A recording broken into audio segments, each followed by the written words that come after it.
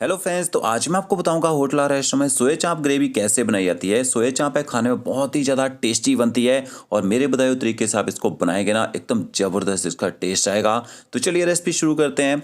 सबसे पहले यहाँ पे मैंने 600 ग्राम सोया चाप लिया है। ये फ्रोज़न सोया चाप है, आजकल मार्केट में ईजिली मिल जाती है, ना मिले तो आप इसको ऑनलाइन भी परचेज कर सकते हैं। सबसे पहले आपने क्या करना है, सोया चाप को आपने बॉईल करना है। तो एक पैन में पानी को बॉईल कर लीजिए। 1 चम्मच आपने इसमें नमक ऐड करना है, थोड़ा सा हल्दी पाउडर डालेंगे अच्छे कलर के लिए।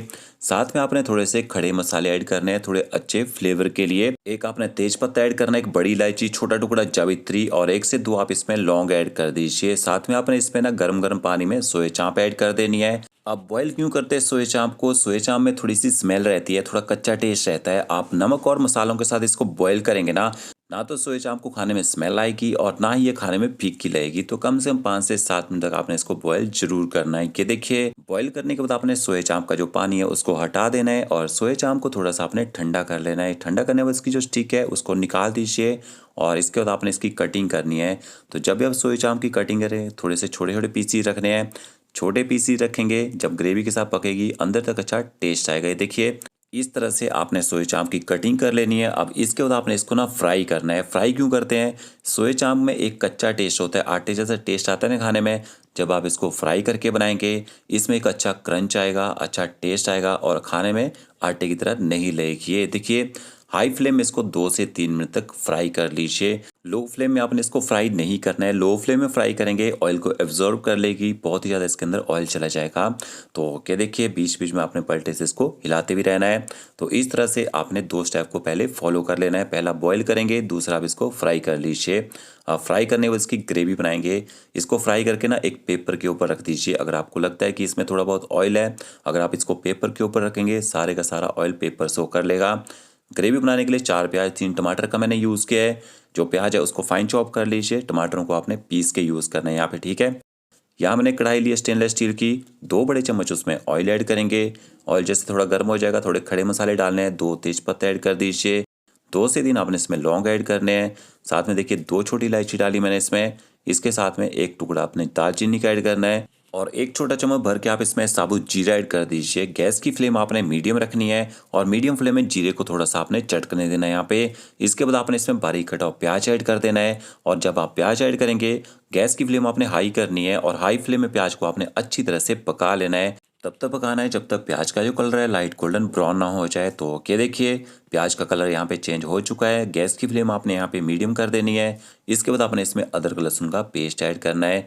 तो 1 छोटा चम्मच भर के आप इसमें अदरक लहसुन का पेस्ट ऐड कर दीजिए और मीडियम फ्लेम में अपने प्याज के साथ में अदरक लहसुन के पेस्ट को भी अच्छी तरह से पका लेना है, ताकि पेस्ट में जो कच्चा टेस्ट होता है ना वो ख़त्म हो जाए।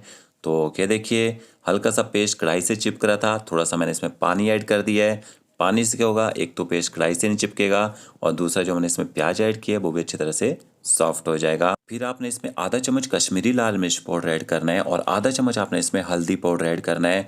पहले हल्दी पाउडर और कश्मीरी लाल मिर्च पाउडर को पकाने से अच्छा कलर निकलेगा ग्रेवी में। तो ये देखिए 30 से 40 सेकंड तक आप देगी मिर्च पाउडर और हल्दी पाउडर को भी पका लीजिए यहाँ पे। फिर आपने इसमें टमाटो प्यूरी ऐड कर देनी है, जो फ्रेश टमाटो प्यूरी हमने बना के रखी थी। और प्यूरी के साथ में आप यहाँ पे नमक भी ऐड कर दीजिए। तो 1 छोटा चम्मच मैंने देखिए इसमें नमक भी ऐड कर दिया है। अब फिर से आपने गैस की फ्लेम हाई करनी है और हाई फ्लेम में आपने टमाटरों को भी अच्छी तरह से पका लेना है, ताकि टमाटरों का जो कच्चा और खट्टा टेस्ट होता है ना वो ख़त्म हो जाए। तो देखिए टमाटर भी अच्छी तरह से मैंने पका लिए हैं। इसके बाद आपने 1 छोटा चम्मच धनिया पाउडर ऐड करना है, आधा चम्मच आपने जीरा पाउडर ऐड करना है, कच्चे जीरा पाउडर का मैंने भी यूज़ किया है। इसके साथ में आधा चम्मच आप इसमें गरम मसाला पाउडर ऐड कर दीजिए। मसालों को भी मिक्स कर लेना है और थोड़ी देर आप मसालों को भी भून लीजिए, थोड़ा सा पका लीजिए।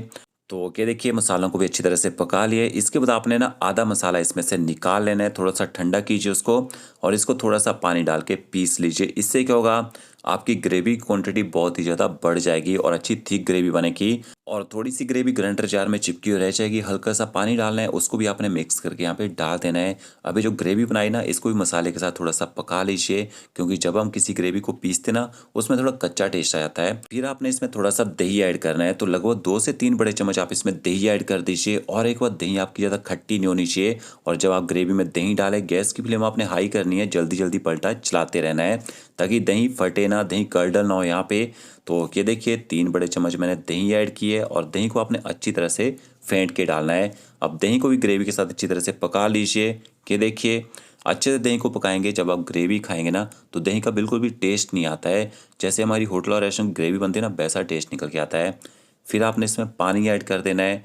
तो 2 कप देखिए मैंने इसमें पानी ऐड कर दिया है। अगर आपको लगता है थोड़ी ज़्यादा थिक ग्रेवी हो रही है, थोड़ा सा पानी का यूज़ आप और कर सकते हैं। फिर देखिए 1 कप मैंने पानी का और ऐड कर दिया है, क्योंकि अभी हम इसमें सोया चाप ऐड करेंगे ना तो वो भी पानी को एब्सॉर्व करेगी। तो थोड़ी सी आपने पतली ग्रेवी बना के तैयार करनी है, जो सोया चाप की ग्रेवी बनानी है। फिर आपने इसमें फ्राई की हुई सोया चाप ऐड कर देनी है और गैस की फ्लेम आप हाई कर दीजिए ताकि जल्दी से ग्रेवी में बॉयल आ जाएगा। अब इसके बाद आपने सोया चाप को ना 5 से 7 मिनट तक ग्रेवी के साथ पका लेना है। वो क्यों?